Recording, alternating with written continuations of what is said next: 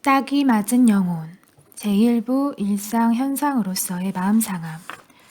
무엇이 마음을 상하게 하는가? 심리 상담을 해오는 동안 내가 분명히 알게 된 사실은 사람 사이의 문제 대부분이 바로 이 마음 상함이란 문제로 귀착된다는 것입니다. 오해나 견해차, 다툼, 관계 단절 등은 흔히 어떤 사람이 다른 사람 때문에 마음이 상했으나 이 사실을 의식적으로 인정하지 않든가 아니면 강력히 억제하는 데 원인이 있습니다. 그리하여 남는 것은 결국 그 인간, 즉 그런 일을 남에게 저지를 수 있는 그 사람에 대한 분노와 경멸, 그리고 원한입니다. 다음으로 우리는 그 인간과 더 이상 알고 지내지 않으려 합니다. 나한테는 이미 죽은 사람이야 라고 하면서요. 다른 사람 앞에서 그에 대해 험담하고 욕하면서 어쩌면 복수를 계획해 볼지도 모릅니다. 우리가 마음 다쳐 아파하듯 그도 똑같이 고통을 당해보아야 하니까요. 나를 마음 상하게 한 사람과 모든 관계가 끝난 뒤에도 우리는 여전히 그 가해자 일로 속상해합니다. 그뿐인가요? 정말 우리가 원하는 것보다 더 심하게 오랫동안 그러는 경우도 허다합니다. 마무리되지 않은 마음의 상처가 우리를 그에게 묶어놓고 있는 것이지요. 불쾌하고 부담스러운 방식으로 말입니다. 마음 상함이 구타나 살인, 전쟁 같은 폭력적인 갈등으로까지 발전하면 그 사실은 공공연하게 알려집니다. 신문을 보면 수많은 살인이나 질투나 복수 또는 버림받은 데서 비롯됨을 알 수 있습니다. 어느 날 신문의 배우자 살인사건 2건이 동시에 보도되었습니다. 남편이 아내를 죽인 사건이었는데 2건 다 아내가 자신을 두고 떠나버린 걸 견딜 수 없어서 저지른 일이었습니다. 크리스티안 파이퍼는 부인이 남편 손에 살해당하게 된 주된 원인을 남편의 버림받음이라 명명합니다. 기혼 여성에게 가장 위험한 남성은 남편입니다. 그리고 이 남편이 가장 위험해질 때는 바로 아내가 그에게서 등을 돌릴 때라는 겁니다.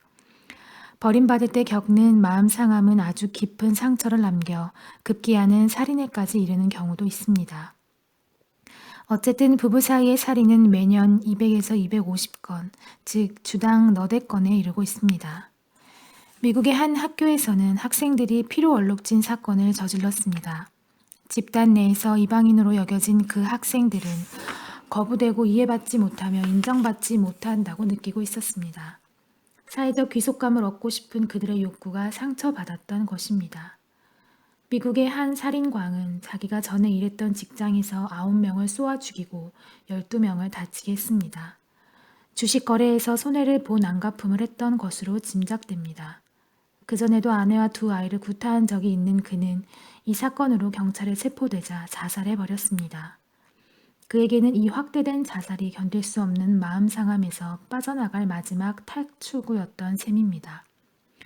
폭력성을 밖으로 발산하는 대신 마음을 상한 이가 자기 자신의 달팽이 집 속으로 후퇴해 들어가는 경우도 적지 않습니다. 이때 그의 공격적인 에너지는 자기 자신을 겨냥합니다. 이런 공격성의 최악의 형태가 자살입니다. 고뇌나 허무, 절망이 참을 수 없을 정도로 커질 때 자살만이 도저히 어찌할 수 없는 마음 상함을 피할 수 있는 유일한 가능성으로 생각되는 것입니다. 코소보 전쟁 중에 베오그라드에 있는 중국 대사관을 폭격한 일에 대해 중국 대학생들이 격렬하게 항의한 적이 있었습니다. 자기 민족의 명예를 훼손한 데 대한 반응이었습니다. 시위 중이던 한 여학생은 이렇게 말했습니다. 우리 중국인 개개인이 공격을 받은 느낌입니다. 도저히 용납할 수 없습니다. 그 극적인 사건의 배경으로 생각할 수 있는 몇 가지 상황을 별도로 하면 폭격은 그들에게는 개인적인 공격이나 마찬가지이기 때문에 자신들의 어떠한 난폭한 행동도 정당화된다는 논리입니다. 마음 상함에서 비롯되는 전쟁 또한 드물지 않습니다. 한 신문에 실렸던 알제리 내전에 관한 기사 제목에서도 이것은 잘 드러납니다. 그 제목은 복수로 일으킨 전쟁이었습니다. 성서에서도 마음 상함에 관한 이야기를 여러 찾아낼 수 있습니다. 가장 유명한 이야기는 아마도 카인과 아벨의 형제 살인에 관한 것이 아닐까 합니다. 카인은 하나님이 자신의 재물을 거절하신 일을 참을 수가 없었습니다. 시기심과 사리에 가득 찬 카인의 분노와 복수심은 자기보다 더 하느님의 사랑을 받는 바로 그에게로 향합니다. 고대 그리스의 연극들 역시 마음 상함의 이야기로 구성되어 있습니다. 마음 상함이라는 사건이 일어나고 그 일을 상처받은 이의 복수가 꼬리에 꼬리를 물고 이어지는 것이지요. 한 예로 오레스트는 소년일 때 자기 목숨을 빼앗으려는 공격을 아슬아슬하게 피해갑니다. 어머니와 어머니의 정부가 짜고서 아버지를 죽인 음모를 파헤치지 못하도록 그를 죽이려 했던 것이었습니다. 그러나 계략과 음모를 써서 간통자 아이기스토스를 죽이고 아버지를 살해한 어머니를 교수형시킴으로써 오레스트는 아버지의 복수를 합니다. 물론 마음 상함이 폭력의 유일한 원인은 아닙니다. 그러나 많은 경우에 폭력의 도화선 노릇을 하는 건 분명합니다.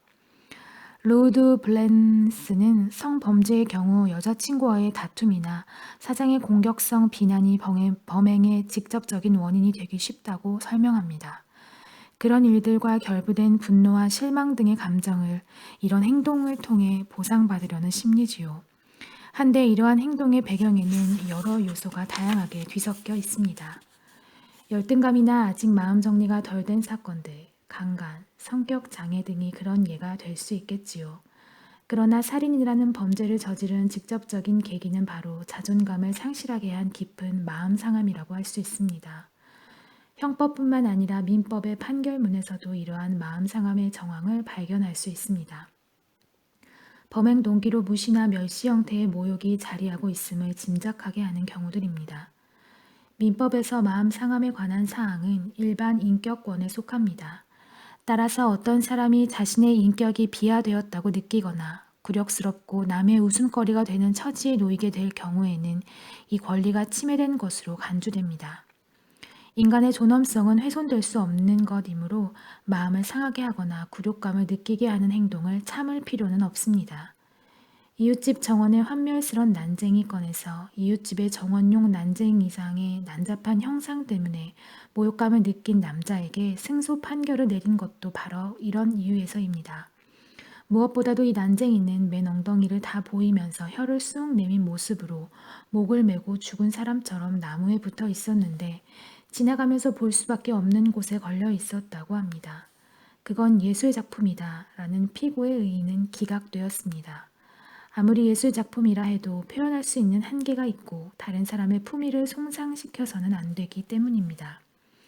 옛날 이야기에서도 마음 상함이라는 주제를 찾아볼 수 있습니다. 백설공주, 제투성이 아가씨, 손 없는 소녀, 하얀 신부와 검은 신부 같은 이야기들은 그런 예이지요. 이 이야기들은 마음 상함의 아주 다양한 면모를 다루고 있습니다. 백설공주에서는 자기보다 더 아름다운 사람에 대한 질투와 시기 그리고 경쟁심이 이야기됩니다. 그 복수로 상대를 없애버리려는 소원까지 품게 되지요. 제투성의 아가씨에서는 굴욕과 배척, 멸시의 측면이 상징적으로 표현되어 있습니다. 주인공인 그녀에게 합당한 신부는 허락되지 않습니다. 오히려 정반대로 소유욕에 사로잡힌 거만한 계모에게 굴욕을 당합니다. 그러나 마침내는 자기를 괴롭히는 이 계모보다 높은 사람이 됩니다. 손 없는 소녀 이야기는 아버지에게 착취당하고 희생당하는 과정, 온갖 음모에 시달리는 모습을 주로 다룹니다. 하얀 신부와 검은 신부에서는 제투성이 아가씨와 비슷한 주제가 주요하게 등장합니다. 하얀 신부는 자기가 마땅히 누려야 할 신분을 빼앗기고 맙니다. 다른 사람을 믿었으나 이 믿음은 오히려 나쁜 사람에게 이용당하고 목숨만 간신히 건져 달아나기에 급급하지요. 그러나 최후의 승자로 남은 건 바로 이 하얀 신부입니다. 이 마음 상함이라는 주제를 잘 드러내주는 문학 작품으로는 그리고 니체는 울었다라는 소설을 가장 먼저 들 수 있습니다. 이 책에서 저자 얄롬은 브로이어라는 의사와 철학자 니체가 심리치료를 중심으로 펼치는 가상 논쟁을 그려냅니다. 브로이어는 프로이트와 동시대 사람으로 최면과 심리치료 같은 방법에 대해 개방적인 견해를 가지고 있습니다. 니체는 시민성 질환을 앓고 있으면서도 자신의 상태가 치료를 받을 정도로 심각하지는 않다고 의사에게 말합니다. 그를 설득해 치료를 받게 하기 위해 브로이어는 니체와 역할 바꾸기를 합니다. 즉 의사인 니체의 도움을 받는 환자 역을 자진하여 떠맡습니다. 스스로 상담 과정을 밟는 것이지요. 두 사람 다 자기애성 성격 장애를 보일 만큼 마음을 잘 다치고 오만한 성격이어서 자신의 불완전함을 고백하기가 무척 어렵습니다. 결과적으로 남의 도움을 받아들일 수도 없지요. 오로지 도와주는 이의 역할을 통해서만 이 두 사람은 자신의 행동을 반성하고 문제점을 발견해낼 수 있습니다. 상대의 병을 낫게 함으로써 자기 치유의 길을 찾겠다는 희망을 품은 채 두 사람은 살아갑니다. 자기가 병들어 있음을 인정하는 데서 받을 마음의 상처를 피해가기 위해서지요. 오페라에서도 마음 상함의 예를 볼 수 있는데 모차르트의 마술피리가 그렇습니다. 이 오페라에는 서로 반대되는 두 힘의 대결이 묘사되어 있습니다. 빛의 아들이자 태양과 생명의 아들인 파바게노가 한편에 있고 다른 한편에는 지하세계의 형상, 곧 죽음의 형상이 있습니다. 그것은 선과 악, 생명과 사랑을 향한 동경과 마음 상함에서 나온 죽음에 대한 갈망 사이의 대결입니다. 삶의 기쁨, 사랑, 우정의 힘에 의해 저울은 생명 쪽으로 기울지요. 베닝은 학문으로 인해 인류가 겪은 4가지 굵직한 마음 상함의 경험을 이렇게 그려냅니다. 첫째, 지구가 태양 주위를 돈다는 코페르니쿠스의 생각은 지구가 우주의 중심이며 인간이 만물의 중심이자 척도라는 인간의 허상을 여지없이 깨뜨려 버렸습니다. 또한 자연과학자 다윈은 진화론을 통해 인류를 창조의 맨 윗자리에서 끌어내려 원숭이 옆자리에 갖다 앉혔습니다. 그리고 심리 분석의 창시자인 프로이트는 모든 행동을 이성으로 제어할 수 있다는 망상을 인간에게서 떼어내버렸습니다. 인간에게는 느낌과 행동에 막대한 영향을 끼치는 무의식과 충동이 있다고 단정한 결과지요. 인류의 4번째 마음 상함은 스스로를 아주 고유한 존재라고 믿었던 인류가 점점 더 발전해가는 인공지능과 마주친 데서 비롯됩니다. 아마도 이 인공지능은 인간의 능력을 뛰어넘을 것이니 어쩌면 정신이라는 것이 아직도 인간만의 독점물인가 하는 질문까지 던지게 될지도 모를 일입니다. 물론 이러한 학문적인 인식들이 그때나 지금이나 인류의 마음을 상하게만 했던 것은 아닙니다. 무엇보다도 지식인들이 이를 매우 반겼고 일정한 가치를 부여하면서 받아들였습니다. 그럼에도 이러한 새로운 인식들이 인류의 의식 속에 남겨놓은 심리적 영향은 지워지지 않고 있습니다. 말하자면 이 세상에서 유일한 존재, 다른 어떤 생명보다 가치 있는 이성에 의해 움직이는 존재인 인간의 위치가 의문시되기 시작한 것입니다. 자신이 받아들이고 싶지 않은 한계 상황이 외부로부터 주어질 때 사람들은 마음 상함을 경험합니다. 마찬가지 논리에서 노화도 마음 상함의 체험이 될 수 있습니다. 늙었다는 것이 인생의 여러 영역에서 제한받는 것을 뜻하고 우리가 소중하게 여겼던 여러 가지 생각들로부터 떠나게끔 하는 까닭입니다. 육체, 정신적인 젊음이나 건강, 삶을 꾸려갈 수 있는 실로 무한한 가능성 같은 생각들이 여기에 속합니다. 죽음이라는 실존을 통해 우리는 인간으로서 결코 피할 수 없는 마음 상함과 맞닥뜨리게 됩니다. 죽음으로 인해 인간은 자기 생명에 대해 무력해집니다. 우리가 할 수 있는 것이라고는 기껏해야 생명을 좀 더 연장시키는 것뿐 영생에 도달할 수는 없습니다. 다음에 인용하는 오이겐 로트의 시 한 편은 마음 상함의 몇 가지 단면을 잘 표현하고 있습니다. 행실이 아주 나쁜 사람도 마음속 깊은 데서야 물론 부끄러움을 느끼지. 그렇지만 정의로운 사람이 아닌 한 그때부터 그는 더욱더 나쁘게 구는 거야. 왜냐면 넌 그의 거짓스런 개교를 비난하니까. 비록 말은 안 해도.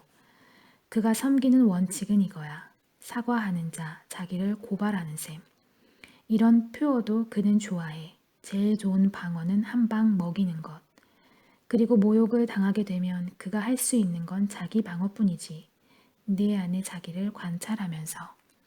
네 속에 비친 자기 모습을 멸시하면서. 바로 그걸 집요하게 험담하고 마지막엔 산산조각 내버리려고 하는 거야.